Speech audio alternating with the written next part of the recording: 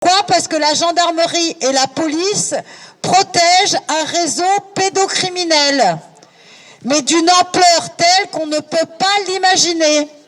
Alors nous, on découvre un petit peu ça parce qu'on a nos enfants qui sont séquestrés dans ces réseaux.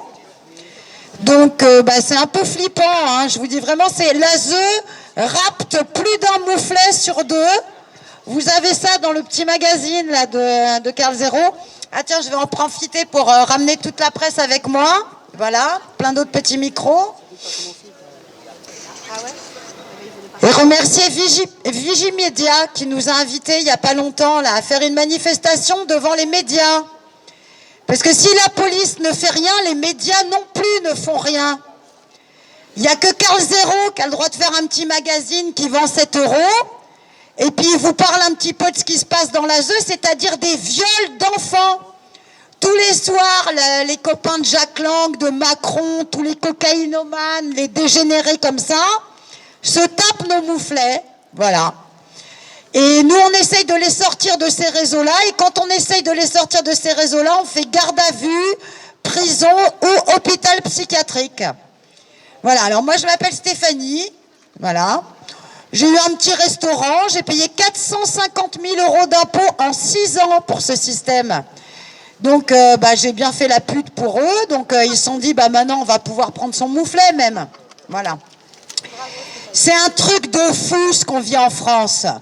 S'il vous plaît, chers amis contribuables, on devait être à l'Opéra normalement. C'était donc c'est une manifestation qui a été déplacée. Pourquoi elle a été déplacée? Parce qu'il commençait à y avoir vraiment du retour là. On parle de trafic d'enfants, des enfants français qui sont enlevés par une administration française. Voilà. Et des associations, enfin toute une petite mafia qui organise le trafic d'enfants, qui est un des plus juteux trafics sur notre territoire. Avant même le trafic de la drogue. Voilà. Ce qu'ils prennent nos enfants, ils les placent et c'est 10 000 € en moyenne que ça coûte aux Français. 14 milliards annuels rien que pour les placements abusifs. Elles reconnaissent elles-mêmes garder nos mouflets abusivement, mais elles les gardent. Moi, j'ai mon fils à qui je faisais école à la maison. J'ai une juge qui a osé me dire, malgré que j'ai l'accord du rectorat, qu'elle s'en fout et qu'elle garde mon enfant. Ça fait plus d'1 an que je n'ai pas vu mon fils. Alors, on demande à la police, à tous ces espèces de bras armés, là, qui nous empêchent d'approcher nos enfants. Moi, en plus, il est dans un foyer secret. Parce que eux qui savent à quel point je l'aime, ils savent très bien que si j'ai l'adresse, je vais y aller. Bon, là j'ai l'adresse à peu près, quoi, on va dire, mais je peux pas y aller parce que je vais me faire taser.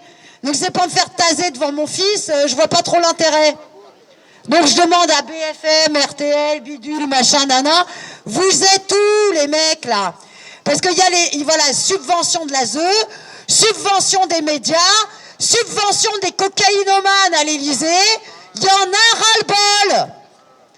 Et là, ils nous volent nos enfants et ils les violent. Bordel de merde, là. Parce que moi, mon fils, il n'est pas au Club Med. Il est dans un foyer, alors que je lui faisais école à la maison. Mon fils était jusqu'en février dans un foyer où il y a une gamine de 4 ans qui s'est fait violer, là. Il y a l'enquête en cours. Voilà, où il est mon fils. Dans des foyers où on viole les enfants. Il n'est pas un Euro Disney, là. Donc on demande aux flics d'agir rapidement contre ce trafic et ils rigolent. C'est insupportable. Les flics, les gendarmes, on leur dit, moi j'ai la juge là. Alors Maud Chartier, à Rouen, qui s'est permis de prolonger le placement de mon fils dans ce genre d'établissement de pourriture. Donc on a été faire une petite manif devant Rouen. Ces bandes d'enfoirés, ils l'ont déplacé à Évreux. En me disant, vu que ça change de département, ça change de tout ça, ils seront plus impartials avec vous. Et bien en fait, Évreux dépend de la holding de la Cour d'appel de Rouen. Parce que ce sont des holdings, ce sont des sociétés. Et un tribunal sur 2 est fermé. Alors là, je m'adresse à tous ceux qui passent, là. Si vous avez une truc en cours, un tribunal d'instance, les mouflets, le prud'homme, ce que vous voulez, vérifiez que le tribunal est ouvert. Parce qu'à l'intérieur, vous avez des juges qui vous disent debout, assis, couché, debout, couché quand elles rentrent. Et ça se trouve, le tribunal, il est fermé. Elles ont rien à foutre là. Par qui sont-elles payées? Et c'est ces femmes qui séquestrent mon enfant, qui va faire que ce Noël, moi j'ai ma grand-mère que je peux plus aller voir parce qu'elle pleure, elle ne fait que ça. On allait voir ma grand-mère 2 fois par semaine avec mon petit. Là, il en peut plus, elle en peut plus. Elle chiale, elle chiale, elle chiale. Elle se dit on va passer un autre Noël sans Darius. Mais elles sont folles ces meufs. Donc là j'en ai une qui s'appelle Marie Le Gall. On devait aller faire une manif lundi à Évreux, là, mais c'est annulé, puis on va attendre son retour de vacances à Le Gall, là, qui rentre de Chamonix ou de je sais pas d'où, là. Et Marie Le Gall, tu vas signer rapidement pour la libération de Darius, parce qu'on va pas attendre longtemps, d'accord? Déjà, de toute façon, il y a une plainte au CPI, d'accord? Là, c'est carrément plein de crimes contre l'humanité. Ils nous volent nos enfants. Donc Carl Zero vous en parle, là, dans son petit magazine, c'est sympa. Là, vous pouvez l'acheter, c'est en kiosque, c'est 6,90, voilà. Voilà le numéro 13. Voilà, puis nous, à côté, on passe pour des gogoles, on essaie de nous faire passer pour des folles, alors qu'on m'a enlevé mon fils. Ça fait 1 an que je ne l'ai pas vu, j'avais autorisation du rectorat pour lui faire école à la maison. Eh ben, elle s'en fout, elle le garde, parce qu'il ne fait pas les B comme il faut, ou les C comme elles ont envie, ces connes. Des vrais malades. Donc moi, je demande à ce que Darius sorte tout de suite, et les plus de 120 000 placements abusifs. L'ASE reconnaît plus de 120 000 placements abusifs. Alors, qu'est-ce que ça veut dire, placement abusif en français, s'il vous plaît? Ça ne veut rien dire. Soit tu le places, soit tu le places pas, mais il n'y a pas de placement abusif. Abusif, ça veut dire qu'elles doivent les rendre, mais elles les gardent. C'est quoi comme gâteau? Voilà, elles les gardent. C'est bien, c'est ça. Bonjour, tu nous as retrouvés? C'est sympa. Les flics t'ont pas envoyé à Saint-Lazare? Non, parce qu'ils envoient le reste de la manif à Saint-Lazare. Ils sont sympas. Certains disent Voilà. et d'autres à Saint-Lazare. Vous avez le... Donc voilà. Ici, c'est pas mal non plus parce que C'est pas mal, il y a du monde. vous touchez beaucoup les Français. À l'opéra, c'est des touristes. Oui, c'est les touristes, puis ils remplissent la haute de Noël avec les galeries à Haussmann. Donc on faisait vraiment en tâche là-bas, vous voyez. C'est des gens qui vont acheter J'adore Dior et tout. Donc Stéphanie qui est là avec son mouflet qu'on lui a volé depuis 1 an. 1 an qu'on m'a volé mon fils. Rendez-moi Darius. Libérez tous les enfants qui veulent retourner chez eux. C'est une obligation légale. C'est-à-dire qu'on n'a pas le droit de retirer un enfant de son foyer s'il n'est pas en danger. Plus de 120 000 enfants doivent regagner leur foyer pour Noël. Moi, je devrais être avec mon fils là qui dépouillerait le calendrier de l'Avent et qui m'enquiquinerait avec tous les catalogues et je veux la voiture rouge et le circuit bleu et le machin. Je veux qu'il m'embête avec ces catalogues. Rendez-moi mon fils tout de suite. On est dans un système de tarés et avec des bras armés là. On paye des bras armés pour voler nos enfants. La police et la gendarmerie protègent un trafic d'enfants. La police et la gendarmerie protègent un trafic d'enfants. Il y en a 1 ou 2 qui mettent des claques aux meufs à l'accueil, pendant que moi je regarde dans les couloirs où ils sont. Il y en a 2, 3 qui arrachent les téléphones pour que ces connasses, elles appellent pas les flics. Et je sors déjà mon fils. Et quand j'aurai sorti mon fils, toutes les autres parents vont faire pareil. Moi je suis chaud, je lui mets des claques. Viens! On y va. Tu veux? Je remonte avec ma bagnole tout à l'heure. T'as d'autres potes ou pas? Moi, je vais pas attendre que la police, que les juges corrompus, que le procureur Thieffry, le procureur, tu sais quoi, j'ai entendu il y a pas longtemps, ils font exprès. Ils ciblent les parents qui font école à la maison, qui ont un peu de jugeote, etc.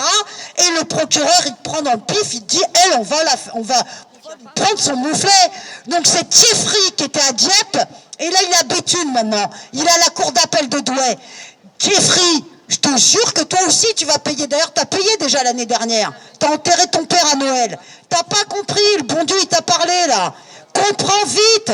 C'est pas que ton père qui va sauter, hein. Moi j'en ai ras-le-bol, vous m'avez volé mon enfant, vous êtes des ouf dingues. J'ai peur pour mon fils tous les soirs. Il est dans des foyers où il y a une gamine de 4 ans. 4 ans qui s'est fait violer enculer une gamine de 4 ans. On est où là? Ça c'est la France et on paye ça avec nos impôts. On paye ça avec nos impôts, ces espèces de pétasses de l'assistante sociale. Ces juges qui sont là à Chamonix là. Elles sont payées avec nos thunes. Nous on galère à 2-3 euros en fin de mois et elles savent plus quoi foutre de leur fric après avoir placé nos mouflets chez les pédocriminels. Eh mais elles sont à foutre en asile psychiatrique rapidement celles-là. Cette maman aussi faisait l'école. Je précise que cette maman aussi s'est fait arracher ses enfants, 3, parce qu'elle faisait aussi l'école à la maison, 16 ans. 16 ans qu'elle faisait l'école à ses gosses. Hein. Elle est aux aînés et ils lui ont pris les 3. Moi, je suis d'accord avec elle, moi. C'est du business. Non, en fait, ça fait 18 ans que je me bats pour que la vérité revienne dans les dossiers, que je fais appel sur appel, et j'ai saisi le juge d'instruction parce que les dossiers sont tellement bourrés de fausses accusations que c'en est une honte. J'ai plein de preuves que tout ce qu'on raconte sur moi est faux. En fait, ce que j'ai fait de mal, c'est faire l'école à la maison. Alors de là, mes enfants sont ingénieurs. Mes enfants sont ingénieurs. Ils ont suivi un parcours éducatif très élevé. Ils ont des diplômes par-dessus la tête. Et je ne sais pas où ils sont allés chercher toutes ces accusations dont ils m'ont assommé. Voilà. Il ne veut pas les chercher, il les crée. Ils ont un ratio, ils ont une obligation de remplissage de leur foyer. Donc c'est-à-dire, ils remplissent leur foyer à fond la caisse. Après, elles vont manifester ces espèces de petites pufiasses en disant les foyers sont remplis, on veut en construire d'autres, mais ils les remplissent avec des mouflets qui n'ont rien à foutre là-dedans. Et elles vous redemandent du fric en plus. Alors rien qu'avec les placements abusifs, il y a 14 milliards par an qui se barrent. L'éducation nationale, c'est de la merde. Alors, on se calme. Je précise, après je redonne la parole à madame, c'est pour juste compléter. S'il te plaît, merci. C'est juste pour compléter sa prise de parole. C'est une réalité. Il faut savoir que c'est une question de milliards qui nous coûtent, nous les Français, mais pire. C'est aussi des milliards qui va nous coûter après leur majorité. Parce que la plupart des gamins, quand ils sortent de là-dedans, ils sont détruits. Psychologiquement et physiquement certains. Donc, c'est la Sécu qui va prendre en charge tous les frais qui va engendrer le placement que les enfants ont subi. C'est ça, c'est un chèque en blanc pour nous. Ah oui, alors, par contre, ça c'est quand on parle des dérives, justement. Je le redis encore, des enfants ont besoin d'être protégés, mais pas dans ces structures, pas dans des structures où les enfants se font violer, où les enfants se font maltraiter, où les enfants tombent dans la prostitution, voire pire, où des enfants deviennent tueurs à gages. Nous avons l'exemple de ce petit garçon de 9 ans, qui a été placé donc à 9 ans. Lui, par contre, c'est un placement avéré, puisque les parents étaient dans le trafic de drogue. Ils sont tombés, ils ont été en prison pour donc trafic de drogue. Donc le gamin, depuis la naissance jusqu'à ses 9 ans, ils ont dû voir quand même pas mal de violence. Il a dû voir pas mal de violence. Et donc comme les parents sont tombés en prison, l'enfant a été placé. Et au final, à 14 ans, il est tueur à gages. Je vous parle du gamin qui a tiré une balle dans la tête du chauffeur de VTC, là, le chauffeur de voiture. D'accord ? Ça, c'est sorti dans les médias. Ce gamin de 14 ans, tueur à gages, 9 ans, placé à l'ASE. Mais il n'y a pas que lui comme exemple. Nous avons les frères Kouachi. Les frères Kouachi étaient des enfants placés. Oui, les frères Kouachi, c'était des enfants placés à l'ASE. Ils ont fait un séjour à l'ASE. Donc, nous avons bien aujourd'hui la relation de la secte avec des tueurs à gages, de la prostitution et avec du terrorisme. Voilà ce qu'ils font de nos gosses. Donc en réalité, le combat... Du proxénétisme. Le combat que nous menons, c'est non seulement pour protéger tous ces enfants qui sont placés, mais c'est aussi pour la future génération. C'est surtout aussi pour ces futurs adultes qui vont nous coûter un pognon dingue. Il aime bien dire ça, le microbe premier. Moi aussi, je vais lui dire. Bah oui, tous ces enfants qui sortent de l'ASE vont nous coûter un pognon dingue. Et je vais vous faire écouter, j'espère... Je sais que c'est pas leur faute, ils sont maltraités par l'institution. Je vais vous faire écouter. Alors, je vais d'abord redonner la parole à cette dame-là, parce qu'après, je vais vous faire écouter un audio de la ministre. Merci à Raclure première.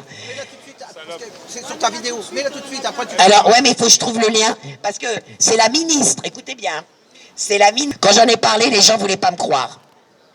Écoutez, dans l'article que j'ai lu, l'article que j'avais lu, mais là, je vais vous faire écouter elle, et vous allez comprendre. Dans l'article que j'ai lu, il faut savoir que les enfants placés, alors, femmes tuées, c'est pas ça, casier judiciaire, les trois quarts ne parlent pas de ces enfants autistes. Donc ils subissent, mais il faut voir. Moi, on m'a envoyé une vidéo, oh, j'ai le cœur accroché, hein. Mais je trouve plus... Alors attendez, je vais vous la trouver. Hein. Et Nadia, c'est vrai aussi qu'il y a des jeunes de 14-15 ans dans des hôtels, 10 000. Alors oui, ça aussi. Pourquoi nos jeunes tombent aussi dans la prostitution? Parce que justement, au lieu d'être placés dans des foyers, comme ils n'ont pas assez de place, puisqu'ils placent à Tire-Larigot, eh ben on les met dans les hôtels sociaux, ils appellent ça des hôtels sociaux, donc des hôtels, des vrais hôtels, d'accord? Et on les place là-dedans seuls. Donc vous avez des mineurs de 13 ans, 14 ans qui sont seuls dans ces hôtels. Vous pensez bien que les prédateurs, hein, les proxénètes, les prédateurs, ben, ils savent qu'il y a ces gosses-là. Et donc, ils vont les chercher dans ces hôtels parce qu'ils ne sont pas protégés. Il faut savoir aussi que des gamins tombent dans la prostitution, mais d'eux-mêmes. Pourquoi? Parce que dans les foyers, ils crèvent la dalle. Dans les foyers, ils n'ont rien à manger. D'accord? Donc, comme ils crèvent la dalle, ils ont besoin d'argent. En plus de ça, pour supporter ce qu'ils supportent, eh ben, ils se droguent. Donc, il faut acheter la drogue. Et pour finir, quand ils ont marre d'être dans un foyer où ils voient que de la maltraitance, où ils se font insulter à longueur de journée, bah ils fuguent. Et bah pour payer leur putain de chambre de la nuit, quand ils n'ont pas à dormir dehors, surtout l'hiver, bah ils se prostituent. Ils écartent les cuisses pour avoir la chambre. Voilà. Donc c'est bien l'État qui les a poussés à la prostitution. Je le redis encore, hein. Si vous me retirez des enfants de soi-disant familles maltraitantes, je dis ok, vous êtes tous des familles maltraitantes. Voilà, Mélanie, tout le monde. Ok, moi je dis ok. Vous êtes tous des familles maltraitantes. Mais dans ces cas-là, l'enfant qui est placé devrait avoir une vie de roi. Puisque vous me retirez l'enfant qui est soi-disant en danger avec la mère, mais c'est pour la mettre dans une structure où il va être violé, torturé, maltraité, crever la dalle, insulté à longueur de journée. Il va être drogué. Il est où l'intérêt alors de l'enfant? Parce qu'on vous dit bien, hein, on retire l'enfant pour l'intérêt supérieur de l'enfant. Ben, elle est où l'intérieur supérieur de l'enfant? Ils nous détruisent, Nadia. Donc ils détruisent les gosses, ils détruisent les parents, mais pire, ils vous demandent à vous, parents, de coopérer, surtout, lors de vos visites médiatisées. Vous aviez un enfant qui allait à l'école, tout allait bien pour lui, au bout d'un an de placement, ben, votre enfant tellement shooté, hein, qu'à la visite médiatisée, bah vous le voyez arriver, hein. Ça va, maman? Voilà. Donc, la mère bien traitante, elle voit son gamin. Et attendez, quand c'est juste comme ça, quand il y a les croûtes sur la tête, les poux, tu les vois sauter comme ça, avec l'eczéma, bah oui, hein, par la détresse et tout, le corps rempli d'eczéma, sans compter que des fois, ils vous disent à la visite médiatisée, on m'a violé, il m'a fait mal. Ben la mère doit dire à son gosse, chérie, c'est pas grave, c'est des cours d'éducation sexuelle. Je peux rien dire, mon chéri, parce que si je montre mes nerfs, si je me mets à pleurer et si je crie au scandale, ben c'est maman qui doit être internée, c'est maman qui a un problème. Vous voyez bien, on a eu raison de placer ses enfants. Vous voyez, madame, on a eu raison de placer vos enfants. Vous voyez bien que vous êtes hyper nerveuse, hein. Oh, vous avez besoin de repos, madame. Oh, vous avez besoin de vous faire soigner. Donc, la secte dit aux parents qui voient leurs gosses dépérir, mois après mois, de garder leurs nerfs. Oh, c'est pas en criant que vous allez les récupérer, hein. Oh, c'est pas en hurlant que vous allez arranger les choses. Et moi, tous ces gens qui me disent, c'est pas en hurlant qu'ils vont les récupérer, je leur dis toujours, hein, nos gamins, dans la secte, se font sodomiser en silence. Encore heureux que nous, adultes, on ouvre notre gueule. Nos gamins se font sodomiser dans le silence. Ça va, on peut, nous, les adultes, ouvrir leur gueule pour dénoncer ça, ou on doit aussi le faire en silence. D'accord? C'est une réalité. Elle est là. Vous ne voulez pas l'entendre. La secte ne veut pas l'entendre. Mais pourtant, elle est là, la réalité. Nos gosses se font sodomiser. dans les foyers, dans les familles d'accueil. Et encore une fois, on a l'exemple avec Mélanie, quand c'est une famille aimante, on les laisse pas leurs gosses, on les laisse pas les gosses. Ben non, ils pourraient avoir de l'affection et de l'amour. Et vous savez que quand vous chopez par miracle une de ces saloperies de référentes, quand vous leur demandez mais pourquoi vous retirez les enfants dans les familles qui sont bienveillants, vous savez ce qu'ils nous sortent? Ah mais attendez, hein, les familles d'accueil sont pas là pour prendre le rôle du père ou de la mère, ils sont pas là pour remplacer l'affection des parents. Mais espèce de salope, si tu me donnes pas mes droits pour voir mon gosse, si tu me donnes 1 heure par mois, où je développe l'affection avec mon gosse, où je développe les liens. Donc, toi la secte, t'es en train de me dire que tu m'accordes 1 heure par mois. Moi j'ai une maman, elle a 1 heure tous les 3 mois. Hein. Ça lui fait 3 visites dans l'année, depuis 5 ans. Non, 4 ans. 4 ans, cette maman, elle a 1 heure tous les 3 mois. À quel moment elle développe les liens affectifs avec son gosse? Ils font tout pour les rompre, c'est vrai. Ben bien sûr, la preuve elle est là. Non seulement ils font tout pour rompre. Je te dis, moi ton dossier, moi j'ai voulu, comme Mélanie m'a contacté en privé, je lui ai dit Mélanie, j'ai besoin de toi. J'ai besoin de toi dans ton combat, j'ai besoin de toi dans ton dossier parce que ton dossier représente tout ce qu'on dénonce. Ancienne enfant flassée, donc elle sait comment fonctionnent les foyers. Elle en a pris plein la gueule. La seule chose qu'elle n'a pas subi, c'est les viols. Grâce au Dieu. Parce qu'elle a son bagou, elle est correcte. Mais pareil, pour éviter les viols, elle vous le dit pas, parce qu'elle n'est pas là pour pleurer son viol. Mais elle a pris des coups dans la gueule. Ça, elle vous le dit pas. Mais pour éviter les viols, elle a pris des coups dans la gueule. Ok? Donc, On a même voulu m'interner. Hein. ancien enfant placé. Mais qui c'est qui faisait ça? On m'a attaché. C'était qui ces Ah gens-là? bah c'est l'éducateur qui a... Les éducateurs. Il était payé. Il est payé par l'État. Ouais. Il était payé par l'État pour... Oui, pour maltraiter les gosses. Les éducateurs sont payés par l'État pour maltraiter. Alors, on m'a fait une réflexion et c'est vrai, j'avais oublié ça. La plupart des gens qui travaillent n'ont même pas le niveau du diplôme. Et je me dis, c'est normal, ils prennent des brels. Mais non, on m'a fait comprendre pourquoi, et c'est vrai. Vous savez pourquoi? Encore une fois, question de pognon. Si vous prenez un éducateur spécialisé, ben, il faut payer au niveau de ses diplômes. Donc il va coûter trop cher au département. Et comme le département veut garder le pognon pour leur gueule, pour leur voiture, leur piscine, vous avez vu le dernier patron de, je sais plus là, je vais vous retrouver ça, il y a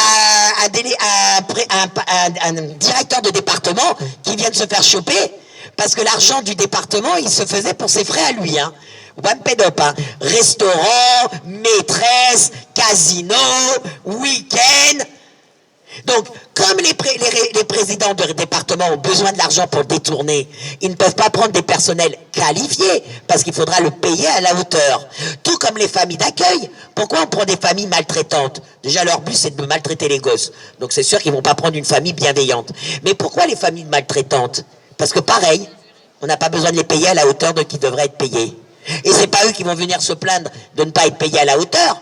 Hein? C'est comme si le voleur va aller voir la police en disant hey, je suis pas d'accord, hein, j'ai voulu voler cette banque, hein, mais il y avait que 1000 € chez eux, hein, c'est pas normal, hein. Bah oui, le maltraitant va pas aller se plaindre, d'accord, qu'il n'est pas payé à la hauteur qu'il devrait avoir, parce que ce qu'il touche, ça lui suffit déjà. Donc voilà pourquoi on prend pas le personnel qualifié, parce que je vous le redis encore, c'est une question de pognon. Comme ça, on n'a pas à le payer. Et l'article, et je vais vraiment vous retrouver ce témoignage de cette ministre, parce que l'article que je parlais, et que tout le monde me dit, mais n'importe quoi, hein, et sur les réseaux quand j'en parle, elle est où ta source? Donc là, c'est la ministre même de l'enfance qui va vous le balancer. Il faut savoir que les enfants qui ont été placés dès la pouponnière, hein, je vous parle des enfants placés à l'ASE dès la pouponnière, il y a une étude, d'accord, scientifique qui l'a démontré. Alors je ne sais pas comment ils ont fait l'étude, mais il faut savoir que les enfants qui ont été placés ont, écoutez bien, hein, 20 ans d'expérience de vie en moins. C'est pas 1 an les amis, hein, c'est pas 2 ans, hein. 20 ans d'expérience de vie en moins pour les enfants placés. Donc vous voyez bien qu'ils ont un réel traumatisme du placement. Je le redis encore, hein, des enfants maltraités n'auront pas le même traumatisme que des enfants bienveillants, des enfants avec des parents bienveillants.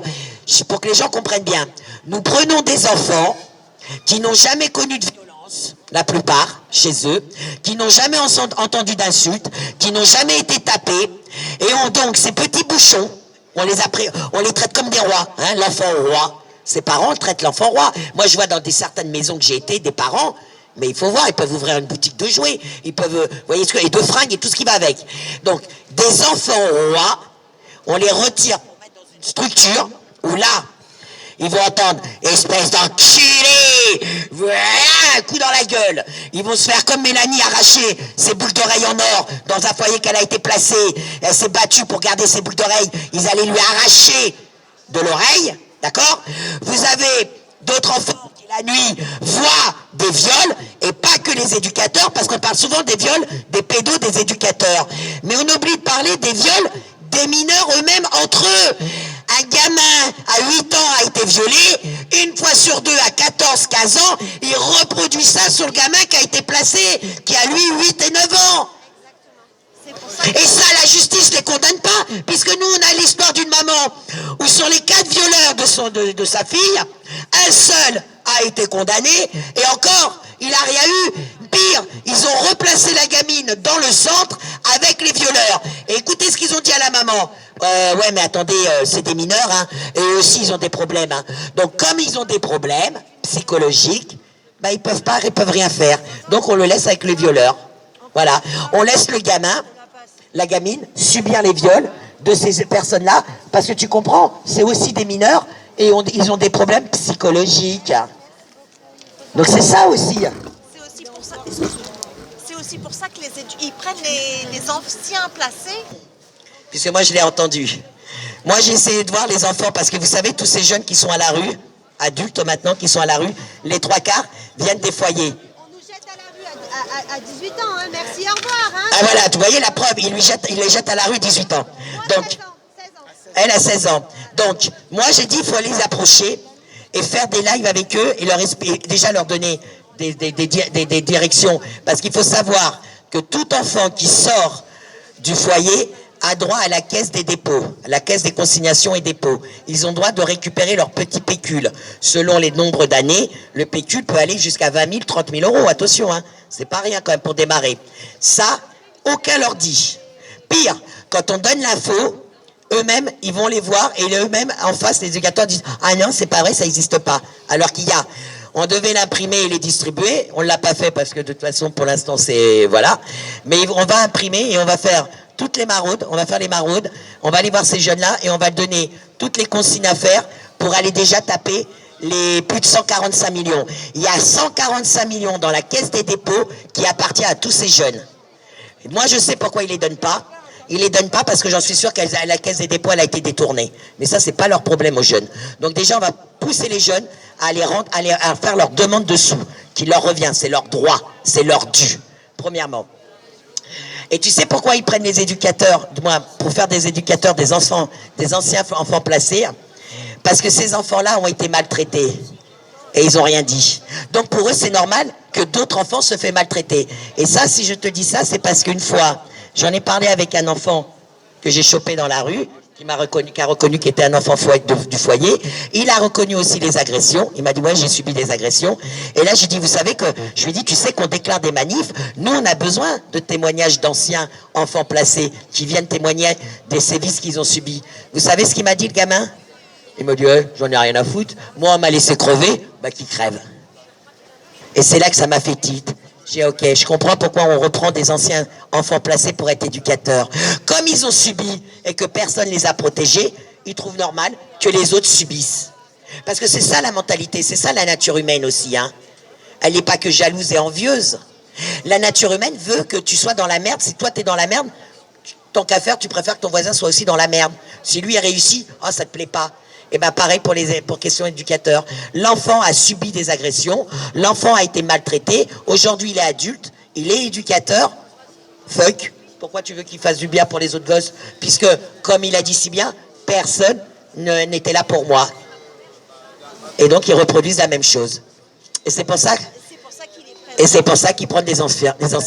Ou alors, il t'en prend un ou deux qui arrivent à le faire monter, comme des liesses lufoques, anciens enfants placés, qui a subi viol, qui a écrit un bouquin, il y a même eu un livre sur sa gueule, et aujourd'hui te dit « Ah, heureusement la famille d'accueil m'a sauvée, c'est grâce à elle que j'ai fait des études, et aujourd'hui je travaille avec Taquet. » Moi à l'époque, je travaillais avec le ministre Taquet de l'enfance, et ça c'est pourquoi? C'est pour contrer tout ce qu'on balance là, parce que les 3/4 en réalité sont à la rue, mais eux ils nous mettent, comme la Goulet aussi, la ministre là, la Goulet, elle aussi, ancienne enfant placée, et on vous le met dans les ministères. Et là, on vous dit, ben non, vous voyez bien que les enfants placés, ils peuvent réussir dans la vie.